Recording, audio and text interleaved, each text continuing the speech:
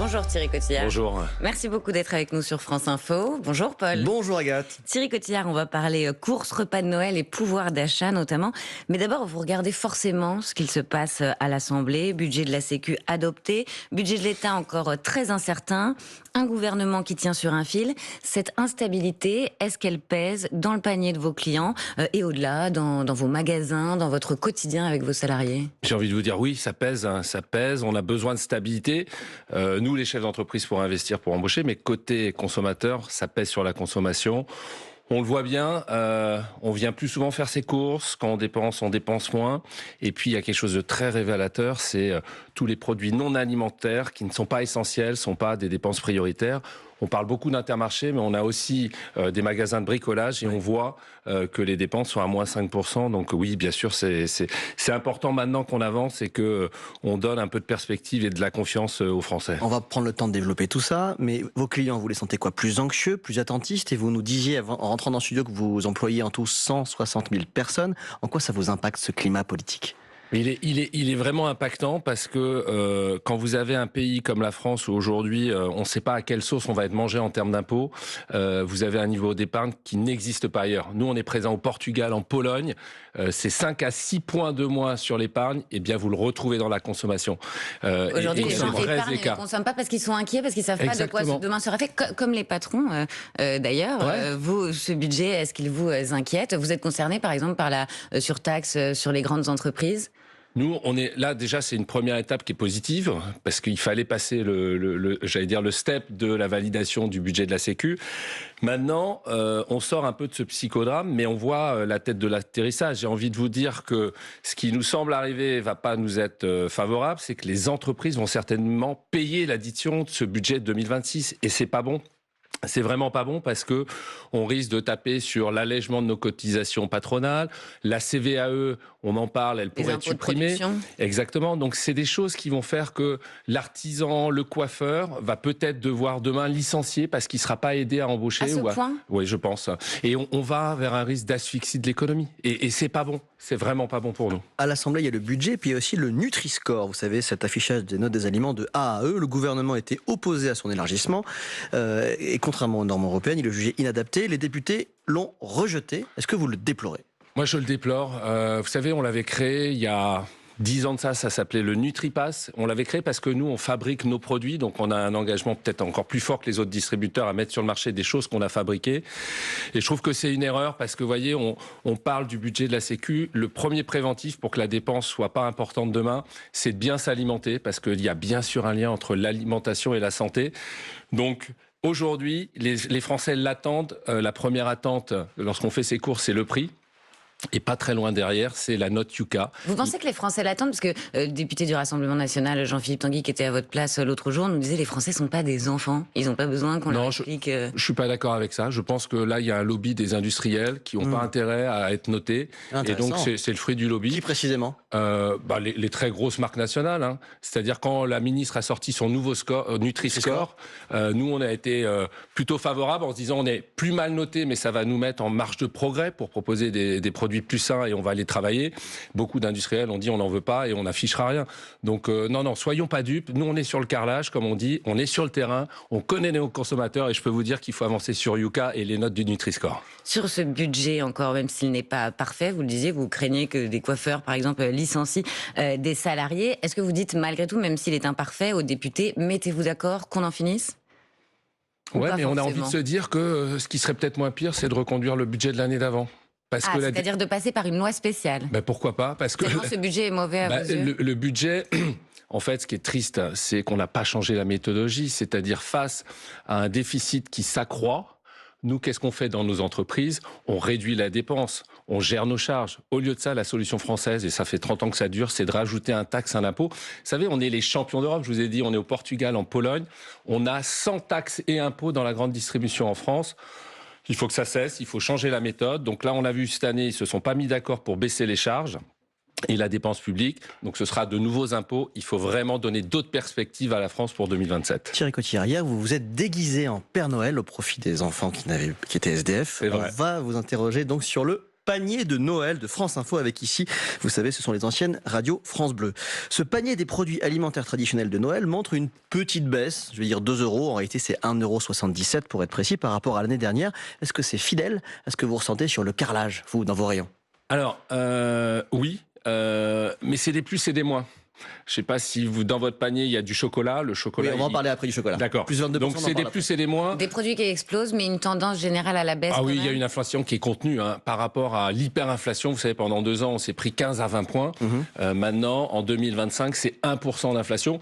Et finalement, c'est plutôt une bonne nouvelle parce que le panier des courses, dans lequel on va avoir du foie gras, qui va faire moins 4%, du saumon qui va coûter 3% moins cher, va être un peu moins cher. Donc les fêtes cette année vont coûter un peu moins cher pour les Français, et c'est une super nouvelle. Le blé diminue de 14%, mais la viande de bœuf augmente de 20% et le café aussi plus 28%. Comment vous l'expliquez ça? C'est lié aux pénuries de matières premières. Donc en fait, il faut comprendre 2 choses, et c'est ça qui va dicter l'inflation demain. Et donc c'est important de l'expliquer aux consommateurs, c'est qu'on va être soumis aux aléas climatiques, c'est ça pour le jus d'orange, pour le café. Il y a un problème climatique, donc il y a moins de production, les cours flambent. Et puis pour la viande, c'est très franco-français, c'est un cheptel qui n'est pas renouvelé parce que les agriculteurs qui partent en retraite ne trouvent pas repreneurs de leur ferme, moins de production bovine et le cours qui augmente. Et ça se répercute même dans les restaurants pour ceux qui aiment bien manger des tartares de bœuf. Vous parliez du chocolat aussi, alors ça c'est devenu un produit de luxe. On écoute un reportage de France Info chez un chocolatier lyonnais qui tente d'absorber cette hausse des prix. Là, j'en ai eu pour 27,50 €. Cette année, c'est vraiment une grosse augmentation. Pour les fêtes, on se lâche un petit peu. Au kilo, on est passé entre 27 et 30, voire plus des fois. C'est en fait le cacao, en 10 ans, il a doublé. Ouais, donc dans le panier de Noël de France Info avec ici ex-France Bleu, la boîte de chocolat a pris 22%. C'est pareil chez vous? Alors, j'ai regardé, je connais les inflations et les baisses. Le chocolat chez Intermarché a pris 10%. Donc là, vous êtes tombé sur la boîte qui a vraiment pris... la bonne boîte, quoi. La bonne boîte qui a pris cher. Ce week-end, il y a un endroit où il faut aller faire ses courses, c'est chez Intermarché. Non, on va pas faire trop de pub sur France Info. Non, mais quand vous allez acheter 40 €, on vous donnera 20 € de remise pour reprendre des chocolats ou autre chose. Sur 3 ans, notre panier a augmenté de 10,39 €, plus 12% entre 2022 et 2025 si on dézoome. C'est un peu mieux cette année, mais c'est pas terrible si on dézoome. Pourquoi? Eh bien, en fait, ce qui est important d'expliquer, c'est que malheureusement, on ne reviendra jamais au prix d'avant. On ne reviendra jamais au prix d'avant parce que tout va coûter plus cher aujourd'hui par rapport à il y a 3 ans. Les produits agricoles, c'est l'effet de la loi Egalim. Les effets climatiques qui fait que, dans certains cas, les produits, les matières premières coûtent plus cher. Ça, c'est le premier maillon. Le deuxième maillon, on est industriel et je vais là défendre leur prix de revient. Ça coûte plus cher de produire en France parce que les salaires de toutes les usines ont augmenté. Les coûts de production, le transport, l'électricité ont augmenté. Donc, ce qui coûtait 100 il y a 2 ans ou 3 ans, on est maintenant sur une base à 115 ou 120 selon les produits. Donc jamais de retour en arrière. Et ça, il faut qu'on ait la pédagogie de l'expliquer. Thierry Cotillard, comment vous expliquez ce paradoxe? Officiellement, donc la crise de l'inflation est terminée et en même temps, le ticket de caisse reste trop élevé pour les Français. Ben en fait, personne n'a digéré ces 20%. C'est-à-dire que la réalité aujourd'hui, c'est que l'inflation, elle est entre 0 et 1%. Au global, elle est 1%. Sur le cumul de l'année, c'est pas du tout le ressenti des Français. C'est-à-dire qu'ils ont des prix psychologiques qui sont ceux de 2022, avant la crise hyperinflationniste. Et donc, il va falloir 2-3 ans pour que les prix actuels deviennent les prix de référence. Et il y a ceux qui épargnent, vous le disiez tout à l'heure, qui épargnent beaucoup. 19%. Voilà, il y a aussi une différence sur le mois pour ceux qui sont un peu plus justes et qui, à la moitié du mois, consomment moins. Vous voyez ça On voit deux choses. On voit deux choses. On voit le 5 du mois, lorsque les aides sociales arrivent sur le compte en banque, des paniers, des courses qui augmentent de l'ordre de 10%. Il y a vraiment un effet immédiat. 10%, c'est énorme.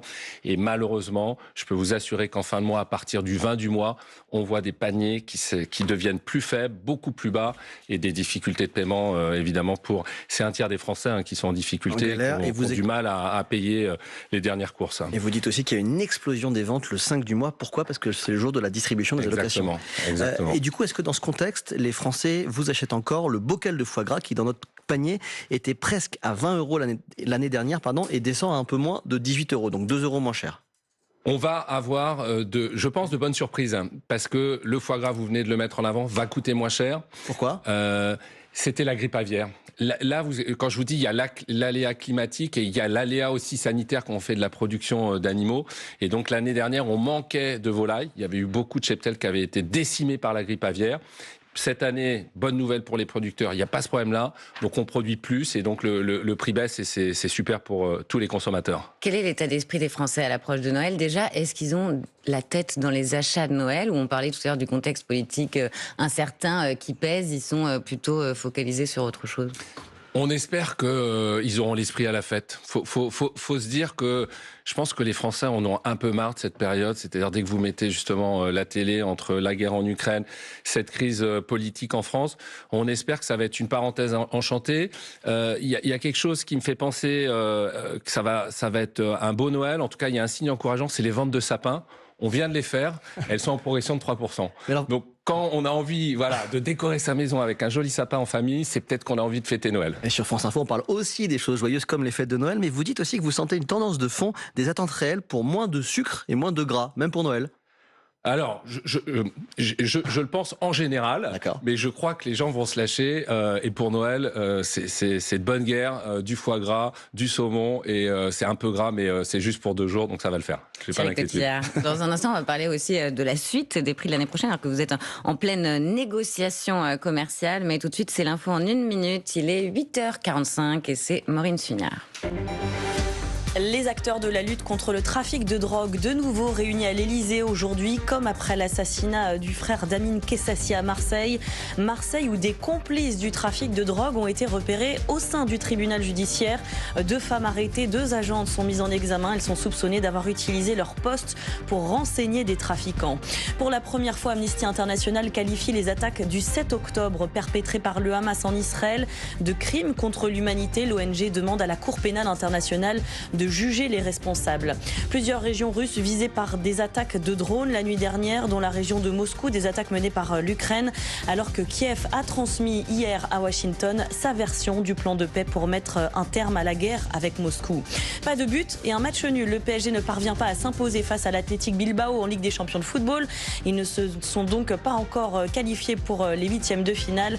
Du côté de la Ligue 1, le FC Nantes se sépare de son entraîneur. Luis Castro quitte les Canaries 6 mois après son arrivée. Les Nantais sont avant-derniers du championnat. France Info. Le 8-30 France Info. Agathe Landray, Paul Larouturou. Avec Thierry Cotillard, président du groupement Mousquetaires, Intermarché, Bricorama, Bricomarché notamment.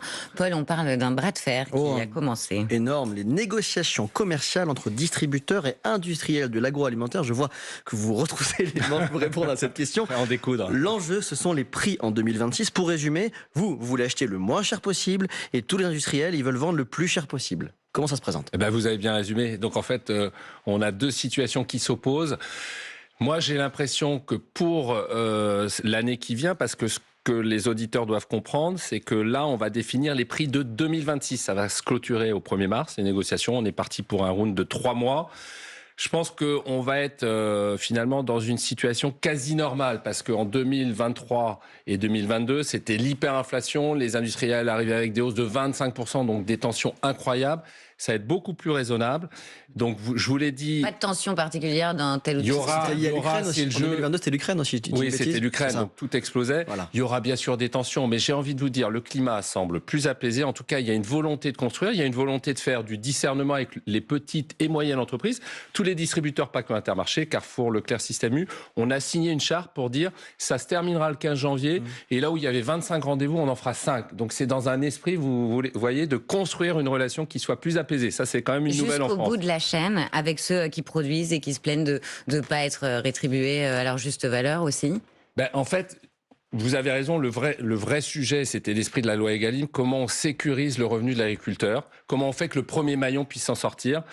Nous, ce qu'on a décidé, par exemple, pour les producteurs de lait, il n'y aura pas d'accord avec les gros, je ne vais pas les citer, les industriels, tant que le prix fixé avec les producteurs ne sera pas défini. Vous savez quoi, on va les citer quand même. Concrètement, si certains industriels refusent de baisser leur prix, est-ce que vous pourrez les retirer de vos rayons ? Je les cite, vous avez déjà viré Heineken et Red Bull, vous l'avez fait ça. C'est vrai. Est-ce que vous menacez aujourd'hui Pepsi et Nestlé s'il n'y a pas de deal ? En fait, c'est quelque chose qui est, c'est une situation qui n'est pas facile parce qu'en fait, quand vous n'avez pas de coca ou de Nutella, les clients vous le font comprendre rapidement en partant dans la crèmerie d'en face pour retrouver ces produits. Mais notre rôle, c'est de rendre les produits de grande consommation accessibles. Et donc, on fait vraiment la chasse aux surmarges des industriels qui vont plutôt bien pour les très gros et pas très bien pour les petits. Donc, notre rôle, c'est un rôle de péréquation. Donc, moi, j'assume d'aller chercher et d'être très violent sur des négos avec Coca ou des Procter & Gamble des Américains, parce que je pense que leurs résultats en milliards font qu'il y a des ressources à aller donner aux Français qui ont besoin de baisser les prix. Et puis les PME et les agriculteurs, si on peut les aider, c'est quand même ça la bonne tendance. Hein. Mais vous faites bien des marges aussi, non ? On fait de la marge. On a encore une nouvelle enquête qui sort parce que c'est toujours le même sujet. Tous les 3 ans, on se dit à qui profite le crime. C'est toujours la même histoire. Vous pouvez venir nous contrôler. C'est 20% de marge pour payer nos salariés, l'électricité. Et à la fin, il reste 2%. Est-ce que c'est un scandale ? Si on veut réinvestir, si on veut embaucher, les 2% sont vraiment nécessaires. Et tous les distributeurs font pas ça. Hein. Il y a des acteurs qui sont en difficulté aujourd'hui, qui font 0 ou du négatif. Donc, je pense que c'est une logique économique. Là, vous donnez le chiffre global. Oui. Vous seriez prêt à avoir cette même transparence rayon par rayon ? Oui, ça va être fait dans le cadre de l'étude menée par Bercy, parce que effectivement, il y a des rayons qui sont plus ou moins générateurs de marge, et on aura cette transparence. Il n'y a aucun problème. C'est sur quoi vous faites le plus de marge ? Les produits frais en général. Les produits frais, pourquoi ? Parce qu'en fait, ce qu'il faut comprendre, c'est quand vous achetez un produit frais, il y a une date limite de consommation et c'est nous, le distributeur, qui assumons la perte du produit. Alors, on fait du zéro gâchis, on essaye de faire des réductions aux clients, mais à un moment, il y a une dégradation de la marge. C'est pour ça qu'on a une marge un peu plus haut. Il y a un produit sur lequel vous ne faites pas de marge, il me semble, un produit d'appel, c'est le carburant. Oui. Est-ce que vous allez... Donc, c'est-à-dire que c'est un produit qui permet aux gens de venir dans votre magasin, vous les attirez par le carburant. On les fait venir sur le parking, et puis quand vous êtes sur le parking d'Intermarché, vous faites normalement vos courses à Intermarché. Vous avez prévu des opérations bientôt. On vous demande régulièrement de faire des opérations carburant à prix coûtant. Vous en faites d'ailleurs. Oui, alors à un moment, c'était Bercy qui nous mettait la pression pendant la crise hyperinflationniste où on était à plus de 2 €. Maintenant, c'est chaque enseigne qui a repris son autonomie. Nous, la logique, c'est de dire quand les Français prennent vraiment leur voiture, donc notamment à chaque départ en vacances, on fait une opération prix coûtant. Donc le 19-20 décembre, les stations Intermarché seront à prix coûtant. Et là, on n'est plus à 2 €. Le gasoil est à 1,55 €. Donc c'est déjà à un prix plus accessible. Monsieur le patron des Mousquetaires, vous avez déjà repris Casino. Là, vous allez reprendre 300 magasins Auchan sous franchise. On peut dire que vous ne connaissez pas la crise. C'est quoi votre stratégie ? Nous, la stratégie, je reviens au point de départ qui est de proposer des prix à nos consommateurs, c'est d'avoir une taille qui nous permette d'écraser toutes nos charges pour justement proposer les prix les plus bas. Et dans cette logique-là, la France a un peu de retard.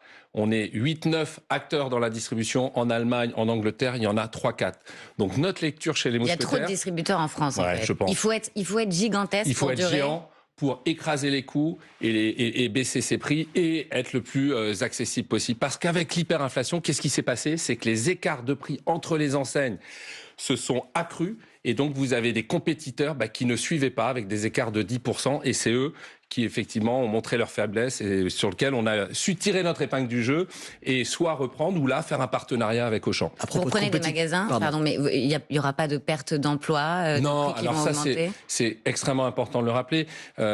Casino, 10 000 emplois repris et 1 500 créés. Puisqu'on n'achète pas, nous en tout cas chez les Mousquetaires, on n'achète pas un point de vente pour le fermer.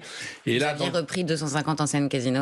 Voilà, 250. Et puis là, l'opération Auchan, c'est une autre forme de développement, c'est-à-dire les salariés d'Auchan restent salariés d'Auchan. Je crois que vous avez reçu Guillaume Darras il y a 15 jours, le directeur général d'Auchan Retail, qui vous a dit ça n'est pas un plan pour réduire les effectifs, c'est un plan pour relancer. Donc il aura la politique commerciale d'Intermarché, ses produits, ses prix.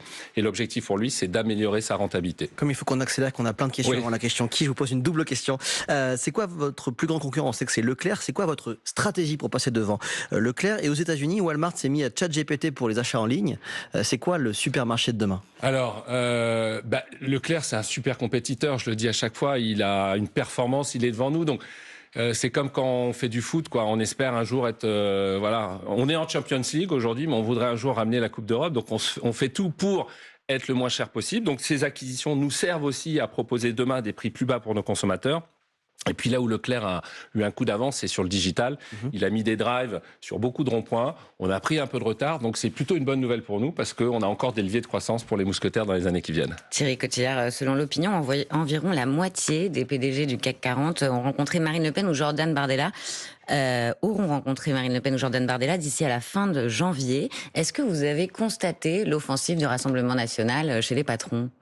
Alors, à titre personnel, je ne les ai pas rencontrés, mais effectivement, le milieu économique se rapproche, ou en tout cas établit des contacts. Et j'ai envie de vous dire, sans jugement politique, le RN aujourd'hui occupe une place de choix à l'Assemblée nationale. Et donc, en fait, comme toutes les lois aujourd'hui passent par l'Assemblée nationale, je dirais c'est logique qu'un chef d'entreprise ou les représentants du monde économique parlent avec le politique, quel que soit son bord. Alors pourquoi vous ne les avez pas rencontrés ? Moi, parce qu'en fait, il y a un représentant qui est le représentant de la FCD, du syndicat, qui les voit. Vous les boycottez pas comme Maryse Léon qui était à votre place, la patronne de la CFDT il y a quelques jours ? Moi, écoutez, je suis quelqu'un d'assez ouvert et que ce soit de droite, de gauche, à un moment, il faudra construire le programme présidentiel, notamment de 2027, et c'est dans ce cadre-là que je pense que je les rencontrerai. Vous êtes né à Saint-Caroc, une petite commune. Saint-Caroc, dans les Terres-Morts, c'est dur à dire. Je ne suis pas spécialiste, pardon. Vos parents élevaient des poulets. Ouais. En tant que fils d'agriculteur et qui vous traitez beaucoup avec le monde agricole aujourd'hui à votre place, à la tête de votre empire de supermarchés. Est-ce que vous comprenez la mobilisation contre le Mercosur, cet accord entre l'Union européenne et les pays d'Amérique latine ? Alors moi, dès qu'on parle de monde agricole, j'ai une sensibilité. Je suis né en gros dans une ferme, donc évidemment ça me parle. La position des mousquetaires, c'est celle des syndicats agricoles, c'est de s'opposer à ça. Pourquoi on s'oppose à ça ? Donc on s'oppose à ça, il n'y a aujourd'hui aucune viande qui vient d'Amérique latine qui est vendue chez Intermarché. On a pris l'engagement qu'il n'y en aura pas demain et il n'y en aura surtout pas dans les plats préparés. Parce qu'en fait, vous n'en avez pas tellement de viande sur l'étalage des supermarchés. Vous en avez beaucoup en restauration collective et dans les plats qui viennent des industriels. Donc nous, on s'est interdit d'en mettre dans nos plats préparés à notre marque. L'idée, c'est quoi ? Pourquoi on y est contre ? C'est que c'est pas la même règle du jeu. On ne peut pas imposer à des agriculteurs français des normes, des règles d'hygiène, du bien-être animal et laisser les portes ouvertes à une importation qui ferait n'importe quoi en mettant plein d'antibiotiques. Donc, les règles du jeu sont vraiment pas les mêmes. Il y a des filières qui disent qu'elles seraient gagnantes à l'inverse. Il y en a quelques-unes. Les vins et les spiritueux, les fromages. Il y en a quelques-unes, mais moi je vous parle là du monde de l'élevage. Le monde de l'élevage n'a aucun intérêt parce que c'est discriminant et c'est injuste finalement pour ceux qui sont dans des démarches de progrès vis-à-vis de ces pays-là. 8h56, c'est l'heure de la question qui à retrouver sur tous les réseaux de France Info. Aujourd'hui, la question qui range les crocs. Musique. Mal aimé de Claude François. Ceci est la bande-annonce d'une publicité de Noël qui fait un carton, une fable de Noël sur un loup qui devient végétarien, qui donc range les crocs et qui totalise 20 millions de vues en franchissant nos frontières. Au-delà de ce succès, quel est le message politique ? Il faut être gentil, il ne faut plus manger de viande ? Alors, vous venez de le dire, c'est un carton mondial. Hein. C'est-à-dire qu'on en parle aux États-Unis, on en parle en Angleterre. Et le message, alors, certains ont eu la lecture, vous favorisez le végétarisme, c'est pas ça le message. Okay. Le message, Noël, c'est un moment de convivialité, et donc l'idée, c'est on n'exclut personne, et même pas le loup, qui va pas manger ses nouveaux amis, il sera à la table, et tout va bien se passer. Et en fait, c'est le vivre ensemble. Et en fait, quand je vois cette pub, je me dis, il faudra peut-être qu'on la passe à l'Assemblée nationale pour qu'il y ait un vivre-ensemble politique qui n'existe pas. Aux députés, c'est une publicité réalisée sans intelligence artificielle par un studio d'animation montpelliérain, contrairement à la tendance et aux spots de Coca-Cola ou McDonald's. Vous, ça vous a pris un an, ça vous a coûté cher. Pourquoi ce choix ? Il y a des choses que l'IA ne peut pas faire ? Alors, on est très fiers de donner une leçon aux Américains, parce que les Américains, les grandes marques sont en train de sortir toutes leurs pubs avec l'intelligence artificielle, on joue le contre-pied, on le doit à notre agence qui est dingue, à notre directeur artistique Alexandre Hervé, qui a fait le choix effectivement de faire travailler 70 personnes depuis un an à Montpellier pour créer ce dessin animé. Et donc c'est la fierté d'avoir réussi à faire finalement une petite œuvre artistique, mais non pas en faisant bosser un ordinateur, mais sur l'intelligence humaine, et on en est hyper fiers. Et je pense que c'est un signe aussi vis-à-vis du secteur qui doit avoir peur, c'est-à-dire les gens qui travaillent dans ces métiers-là se disent, est-ce que mon métier va exister demain? Est-ce que c'est l'IA qui va me remplacer? Le signe que les mousquetaires passent aujourd'hui, c'est de dire, nous on compte sur vous parce que ça fait vraiment la différence. Ça Pourquoi coûte il cher. y a plus d'âme quand il n'y a pas d'IA? Bah oui, et puis quand c'est un vrai acteur, c'est quand même une autre émotion qu'un robot. Merci beaucoup Thierry Cotillard d'avoir répondu aux questions de France Info. Merci beaucoup Merci, Paul. Agathe. Restez avec nous les informés.